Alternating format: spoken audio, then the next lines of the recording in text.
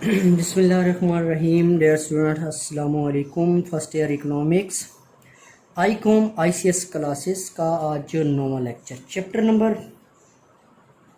1. آج ہم ڈسکس کر رہے ہیں پروفیسر رابنس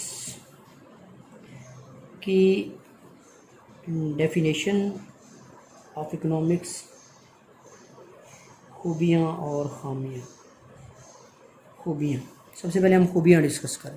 اس سے پچھلے لیکچر میں ہم لوگوں نے اکنامک پرابلم ڈسکس کیا، معاشی مسئلہ جو روبن نے ڈیفائن کیا تھا اپنی ڈیفینیشن میں. جو اس نے اکنامکس کی ڈیفینیشن کی اس نے اکنامک پرابلم کو بھی ڈسکس کیا. ہم نے بھی لاسٹ لیکچر میں یہ بات ڈسکس کی تھی. آج کے لیکچر میں ہم ڈسکس کر رہے ہیں پروفیسر رابنس کی جو اکنامکس کی ڈیفینیشن ہے اس کی کیا خوبیاں ہیں، میرٹس اور ڈی میرٹس کیا ہیں.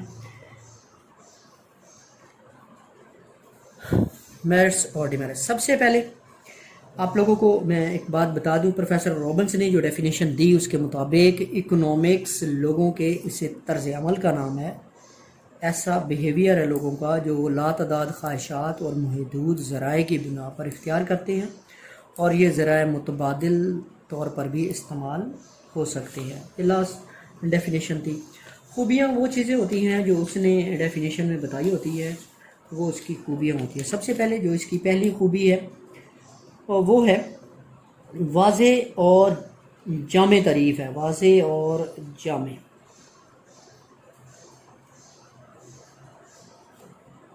کلیئر اینڈ کمپریہنسو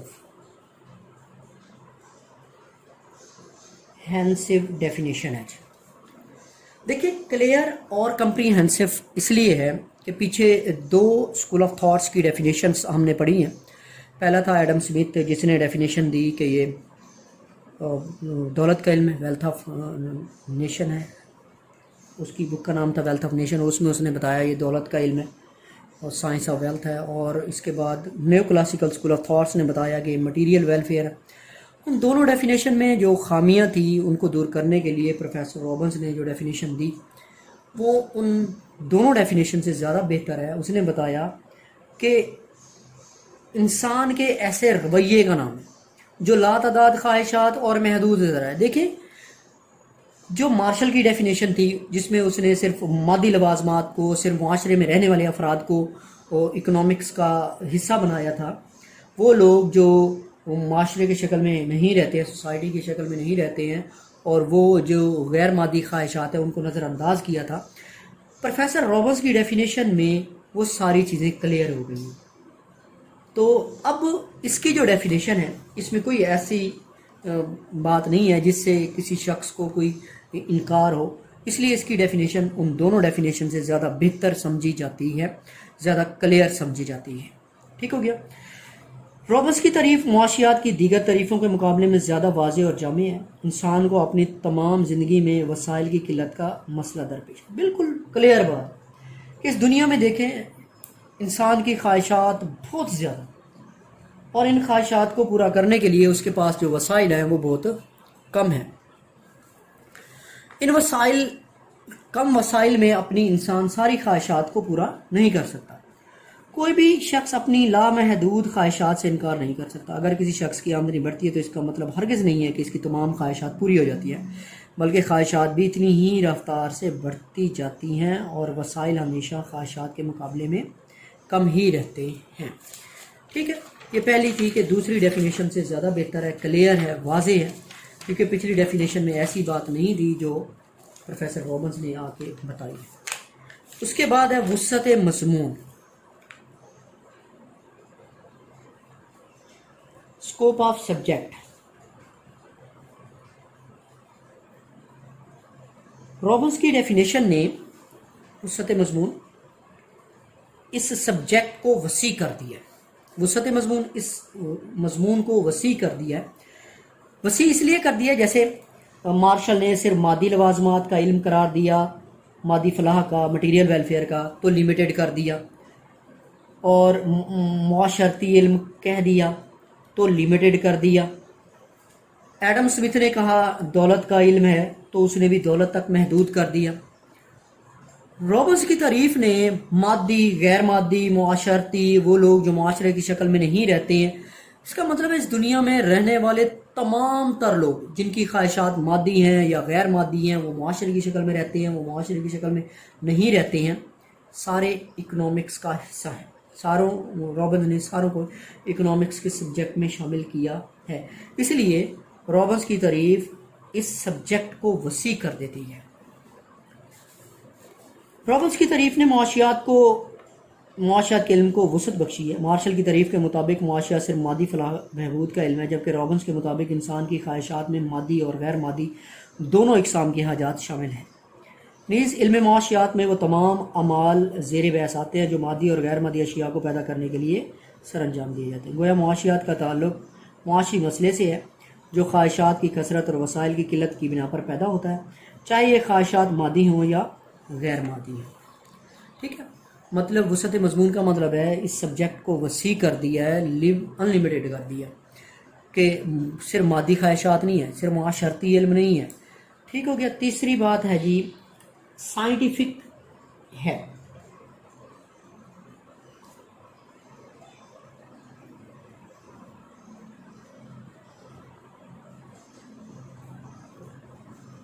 साइंटिफिक इल्म, ठीक, क्या कहता है साइंस? क्या होता है साइंस? का मतलब है कि रोज़मर्रा ज़िंदगी में जो चीज़ों को देखा जाता है, परखा जाता है, तजर्बात किए जाते हैं, उनसे रिज़ल्ट निकाले जाते हैं, जैसे फ़िज़िक्स, केमिस्ट्री, बायो वगैरह का इल्म है। तो प्रोफेसर रॉबर्ट्स भी मुआशियात को इनके बराबर ही सब्जेक्ट समझता है, क्योंकि वो कहता है कि जिस तरह साइंस के अलूम में अच्छाई और बुराई के बारे में गैर जानिबदार होता है इंसान, तो यहाँ इकोनॉमिक्स में भी गैर जानिबदार है, क्योंकि वो बता रहा है मुआशी मसला हर बंदे के साथ है, वो गैर जानिबदाराना तौर पर ये मसला हर बंदे के साथ है। तो इंसान की ख्वाहिशात भी बहुत ज़्यादा हैं और वसाइल भी महदूद है, इसलिए ये एक साइंसी इल्म है। ठीक हो गया। रॉबर्ट्स की तारीफ मुआशियात को तिबी इल्म के हम पल्ला करार देती है, जो ख्वाहिशात की अच्छाई बुराई के बारे में गैर जानबदार है, बल्कि फिज़िक्स, केमिस्ट्री और बायोलॉजी की तरह असबाब व नताइज की बुनियाद पर इल्म मुआशियात भी तजसियाती अंदाज़ फ़िक्र इख्तियार करता है। लामहदूद ख्वाहिशात और महदूद वसाइल की बिना पर मुआशी मसला इल्म मुआशियात को साइंटिफिक इल्म बना देता है। नीज़ इस तारीफ़ के मुताबिक मुआशियात इसलिए भी साइंटिफिक इल्म है कि इसमें फ़लाह की तरह का कोई नाकाबिल पैमाइश तसव्वुर मौजूद नहीं है। साइंस में जितनी भी चीज़ें होती हैं वो काबिल पैमाइश होती है।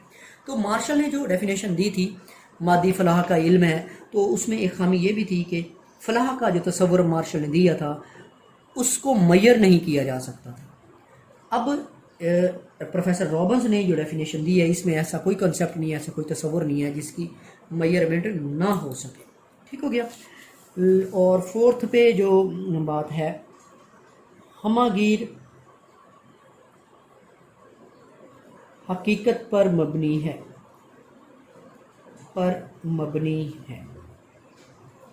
रियलिटी पर मबनी। क्या रियलिटी है? हकीकत के करीब डेफिनेशन है। कैसे? लोगों का ऐसा रवैया, ऐसा बिहेवियर जो वो लातादाद ख्वाहिशात और महदूद ज़राए की बुनियाद पर इख्तियार करते हैं, वो इकनॉमिक्स। इस दुनिया में देख लें, आपको कोई भी शख्स नज़र आता है, उसकी ख्वाहिशात लातादाद है, उसके वसाइल महदूद हैं। अपनी लातादाद ख्वाहिशात को देखते हुए अपने वसाइल का इस्तेमाल कर, अपने वसाइल को इस्तेमाल करके अपनी ज़्यादा से ज़्यादा ख्वाहिशात को पूरा करने की कोशिश में लगा हुआ है। चाहे वो शख्स मुआशरे की शक्ल में रहते हैं, चाहे वो शख्स मुआशरे की शक्ल में नहीं रहते हैं, गारों में रहते हैं, जंगलों में रहते हैं, लेकिन ये मुआशी मसला हर बंदे के साथ जुड़ा हुआ है। ठीक है, इसलिए ये डेफिनेशन हकीकत के करीब तर है। रॉबर्ट्स की बयान करता मुआशियात की तारीफ एक ऐसी हकीकत पर मबनी है जो इंसान की इब्तदा से लेकर आज तक हर जगह और हर मुल्क में मौजूद है। यानी गारों में रहने वाले इंसान को भी वसाइल की किल्लत का सामना था और जदीद मुआशरे के इंसान को भी यही मसला दरपेश है। गरीब लोगों को भी मुआशी मसले का सामना है, जबकि दुनिया के अमीर तरीन मुल्कों में भी ख्वाहिशात की कसरत और वसाइल की किल्लत की वजह से मुआशी सरगर्मियाँ अरूज पर। ये थी प्रोफेसर रॉबर्ट्स की तारीफ़ की खूबियाँ, और अब हम डिस्कस करते हैं इसकी खामियाँ, डीमेरिट्स। ٹھیک ہو گیا. سب سے پہلے جو اس نے کہا تھا سائنسی علم ہے، یہ سائنسی علم نہیں ہے، یہ طبی علم نہیں ہے، طبی نہیں بلکہ معاشرتی علم ہے. سب سے بڑی خامی اس کی یہی ہے، معاشرتی علم، سوشل سائنس. رابرٹس نے معاشیات کو طبی علوم کی مانند قرار دیا. اس نے کہا جیسے فزکس، کیمسٹری، بایو وغیرہ کے سبجیکٹس ہوتے ہیں، اکنامکس بھی ویسے ہی ہوتا ہے. لیکن اگر آپ دیکھیں اس طبی علوم کو تو ان کی جو بیس ہوتی ہے وہ مادے پر ہوتا ہے، میٹر پر. اور مادہ ایک بے جان شے ہے جس کی وجہ سے طبی علوم کے قوانین اٹل اور ہمگیر ہوتے ہیں. ان کے بارے میں پیش گوئی کی جا سکتی ہے، ان کو لیبارٹریوں میں پرکھا جا سکتا ہے. ٹھیک ہو گیا. لیکن اکنامکس کے قوانین ایسے نہیں ہوتے. اکنامکس کے قوانین کسی بھی شے کے بارے میں پیش گوئی نہیں کرتے، ان کو لیبارٹریوں میں پرکھا نہیں جا سکتا. ٹھیک ہے. اس لیے یہ جو سبجیکٹ ہے یہ طبی علم نہیں ہے بلکہ معاشرتی علم ہے. رابرٹس نے معاشیات کو طبی علوم مثلا فزکس، کیمسٹری کی صف میں شامل کرنے کی کوشش کی ہے.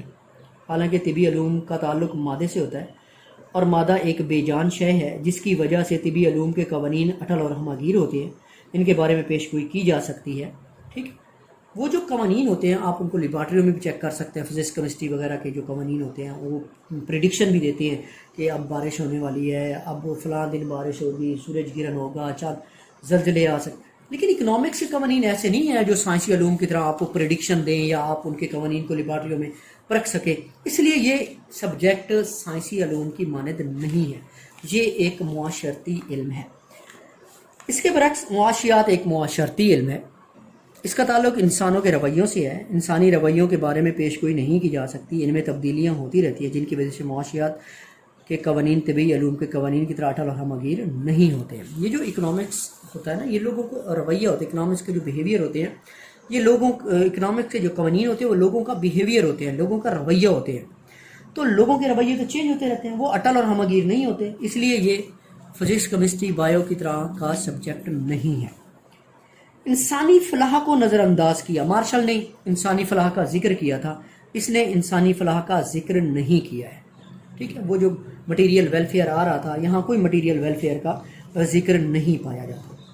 رابرٹس کے خیال میں فلاح کا مفہوم مختلف لوگوں کے لیے مختلف ہوتا ہے اور فلاح کی پیمائش نہیں کی جا سکتی. نیز معاشیات صرف ایجابی یعنی پازیٹیو علم ہے، سائنٹیفک علم ہے جو اچھائی برائی کے بارے میں غیر جانبدار ہے. رابرٹس کا یہ خیال درست نہیں کہ معاشیات دیگر سماجی علوم، عمرانیات، سیاسیات اور نفسیات کی مانند انسانوں کی فلاح میں اضافے کا علم ہے، ورنہ بحیثیت سماجی علم یہ ایک بے فائدہ علم بن جاتا. اس لیے اس کو طبی علوم کی صف میں شامل نہیں کیا جا سکتا. ٹھیک ہے. نیکسٹ ہے جی معاشیات غیر جانبدار علم نہیں. اس نے اس کو غیر جانبدار علم، جس کے بارے میں یہ وہ علم ہے جو کسی شے کے بارے میں غیر جانبدارانہ طور پر اسے جوں کا تو بیان کر دیتا ہے، اس کے بارے میں اچھائی یا برائی کے بارے میں کچھ نہیں بتاتا. یہ بھی رابرٹس کی تعریف کی ایک خامی ہے، یہ غیر جانبدار علم نہیں ہے. رابرٹس نے معاشیات کو علم الحقیقت قرار دیا، یعنی ایسا علم جو حقائق کا غیر جانبداری سے تجزیہ کرنے کے بعد انہیں جوں کا تو بیان کر دیتا ہے.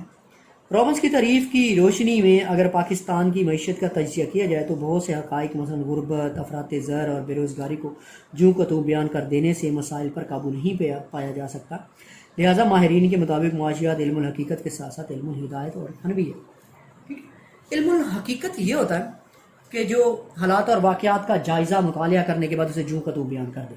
اگر جوں کا تو بیان کر دے تو یہ علم الحقیقت ہے، اور رابرٹس نے اس کو علم الحقیقت کہا ہے. ٹھیک ہے. صرف علم الحقیقت نہیں ہے، علم الہدایت. علم الہدایت ہوتا ہے کہ جب آپ مسائل کو حل کرنے کی کوشش کرتے ہیں، عملی زندگی میں ان مسائل کو حل کرنے کی کوشش کرتے ہیں، وہ فن بن جاتا ہے، وہ علم الحقیقت ہدایت بن جاتا ہے. تو یہ علم الہدایت بھی ہے، فن بھی ہے. معاشی ترقی اور معاشی منصوبہ بندی کا ذکر نہیں ہے. پروفیسر مارشل نے اپنی ڈیفینیشن میں معاشی ترقی اور معاشی منصوبہ بندی کے بارے میں بتایا. اس کی ڈیفینیشن بنیاد فراہم کر رہی تھی معاشی ترقی اور معاشی منصوبہ بندی. رابرٹس کی تعریف میں ایسا کچھ نہیں ہے. رابرٹس کی تعریف کوئی اکنامک پلاننگ کے بارے میں نہیں بتاتی ہے، اکنامک ڈیولپمنٹ کے بارے میں نہیں بتاتی ہے. کسی بھی ملک کے لیے اکنامک پلاننگ اور اکنامک ڈیولپمنٹ بہت بڑی حیثیت رکھتے ہیں، لیکن رابرٹس نے اپنی تعریف میں ان دونوں چیزوں کو نظر انداز کیا ہے. جدید دور میں ہر ملک اپنی قومی آمدنی میں اضافہ کرنے اور بے روزگاری اور غربت کے خاتمے کے لیے معاشی پالیسیاں وضع کرتا ہے۔ مختلف مدتوں کے لیے باقاعدہ معاشی منصوبہ بندی کی جاتی ہے، لیکن رابنس کی تعریف نے معاشی ترقی اور معاشی منصوبہ بندی کو نظر انداز کر کے معاشیات کو صرف علم الحقیقت کا درجہ دیا ہے، علم الہدایت کا درجہ نہیں دیا ہے۔ اب دیکھیں، ہم نے دیکھا کہ رابنس کی تعریف میں جو خامیاں تھیں وہ وہی تھیں جو مارشل نے چیزیں بتائی تھیں۔ یہاں ایک نیکسٹ ٹاپک ہے انہیں سے ملتا جلتا کہ مارشل اور رابنس کی تعریفوں کا کمپیئر کریں، comparison between Marshall and Robbins definition. Marshall کے مطابق معاشیات انسان کے روزمرہ معاملات، اس کی ڈیفینیشن دیکھیں، اس نے بتایا کہ روزمرہ معاملات کا علم ہے، یہ بات۔ رابنس کے مطابق معاشیات انسان کی ان معاشی سرگرمیوں کا علم ہے جو وسائل کی قلت اور خواہشات کی کثرت، اور رابنس کہتا ہے انسان کی خواہشات بہت زیادہ ہیں اور وسائل جو ہیں وہ کم ہیں، اس کی وجہ سے جو وہ طرز عمل اختیار کرتا ہے اسے اکنامکس کہتے ہیں۔ دوسرا پوائنٹ، اب پہلے پوائنٹ میں کیا تھا؟ مارشل نے کہا روزمرہ معاملات کا علم ہے، جبکہ رابنس نے کہا کہ یہ لاتعداد خواہشات اور محدود ذرائع کی وجہ سے لوگوں کا جو طرز عمل آتا ہے اسے اکنامکس کہتے ہیں۔ مارشل نے معاشیات کو معاشرتی زندگی کا علم قرار دیا، یعنی معاشرے میں رہنے والے افراد کی فلاح کا، اور جبکہ رابنس کے خیال میں معاشیات اس شخص کے اعمال کا بھی جائزہ لیتا ہے جو معاشرے سے دور جنگلوں میں، یعنی اس نے معاشرتی علم کہہ دیا، اس نے معاشرے میں رہنے والے افراد کا علم بھی کہا ہے، اور جو لوگ معاشرے کی شکل میں نہیں رہتے ہیں ان کا بھی یہ علم ہے۔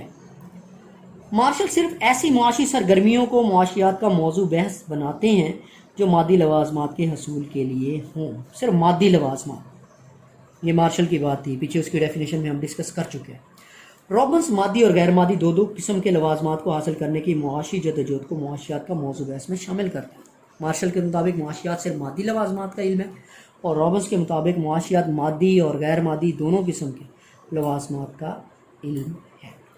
مارشل کی تعریف میں فلاح کا ناقابل پیمائش تصور دیا گیا جن کا تعلق انسان کی ذہنی کیفیت سے ہے، جبکہ رابنس کی تعریف جو ہے وہ صرف جو کنسیپٹ دیتی ہے اس میں کوئی ناقابل پیمائش تصور نہیں ہے، بلکہ اس کی ڈیفینیشن کی بنیاد زندگی کی ٹھوس حقیقتوں پر رکھی گئی ہے، کوئی ناقابل پیمائش تصور موجود نہیں ہے۔ اس نے کہا لاتعداد خواہشات محدود ذرائع، تو دنیا کی ایک حقیقت بیان کر دی اسے۔ مارشل نے معاشیات کو علم برائے علم کی بجائے انسانی فلاح و بہبود کا علم قرار دیا، اور رابنس نے اسے سائنسی علم اور غیر جانبدار علم قرار دیا تھا۔ اس نے انسانی فلاح و بہبود کا علم قرار دیا، اس نے سائنسی علم اور غیر جانبدار علم قرار دیا تھا۔ مارشل کی تعریف علم معاشیات میں انسان کی پسند و ناپسند کا سوال پیدا کرتی ہے۔ رابنس کی تعریف معاشیات کو غیر جانبداری سے حقائق کا جائزہ لینے، جو کتب بیان کر دینے کا علم قرار دیتی ہے، لہٰذا رابنس کی تعریف کے مطابق معاشیات میں پسند و ناپسند کا سوال پیدا نہیں ہوتا ہے۔ مارشل کی تعریف معاشی ترقی منصوبہ بندی سے ہم آہنگ ہے، کیونکہ اس کی تعریف کے مطابق معاشیات انسانی فلاح و بہبود میں اضافہ کا علم ہے۔ رابنس کی تعریف میں معاشی منصوبہ بندی کا کوئی ذکر موجود نہیں ہے۔ ٹھیک ہو گیا؟ ہم نے جو ڈسکس کیا آج وہ تھا مارشل کی تعریف کی خوبیاں، رابنس کی تعریف کی خوبیاں اور خامیاں، پھر ہم نے ان کی ڈیفینیشن کا موازنہ کیا ہے، اور موازنے کے بعد ہم نے یہ رزلٹ نکالا ہے کہ دونوں تعریفوں کا موازنہ کرنے کے بعد یہ معلوم ہوتا ہے کہ پروفیسر رابنس کی بیان کردہ معاشیات کی تعریف زیادہ بہتر اور موزوں ہے۔ رابنس کی تعریف میں لاتعداد خواہشات اور محدود وسائل کے مابین ایک رشتہ قائم کر کے علم معاشیات کو خالص سائنس کا درجہ دیا گیا ہے، نیز معاشی مسئلے کو انسانی زندگی میں مرکزی حیثیت دینے کی وجہ سے اس تعریف نے معاشیات کے علم کو وسعت بخشی ہے۔ ٹھیک ہو گیا؟ آج کا لیکچر ہمارا یہاں تک ہی ہے۔ نیکسٹ لیکچر میں ہم لوگ انشاءاللہ معاشیات کی وسعت، اسکوپ آف اکنامکس کے بارے میں پڑھیں گے۔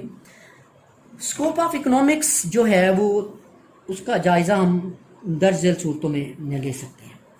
معاشیات کا موضوع بحث کیا ہے، انفرادی اور اجتماعی مسائل کیا ہیں، اور معاشیات علم ہے یا فن۔ اس میں یہ تیسرا پوائنٹ ہے، یہ امپورٹنٹ ہے، ہم اسی کو ڈسکس کریں گے کہ معاشیات علم ہے یا فن ہے۔ تو آپ لوگوں کو جیسے مختلف ہم کہتے ہیں یہ سائنس کا سبجیکٹ ہے، یہ آرٹس کا سبجیکٹ ہے، تو اکنامکس کیا ہے؟ اکنامکس سائنس ہے یا آرٹ ہے؟ تو جیسے کہتے ہیں نا یہ اکنامکس سائنس ہے، اکنامکس آرٹ ہے، اسٹیٹ ہے، فلاں ہے، میتھ ہے، فزکس، یہ سائنس کا سبجیکٹ ہے، یہ آرٹس کا سبجیکٹ ہے، تو یہ بھی اسی طرح ہم اس کو ڈسکس کریں گے، اکنامکس سائنس ہے یا آرٹس ہے۔ ٹھیک ہے، یہاں سے آگے ہم اسی چیز کو ڈسکس کریں گے۔ آج کا لیکچر ہمارا یہاں تک ہی تھا۔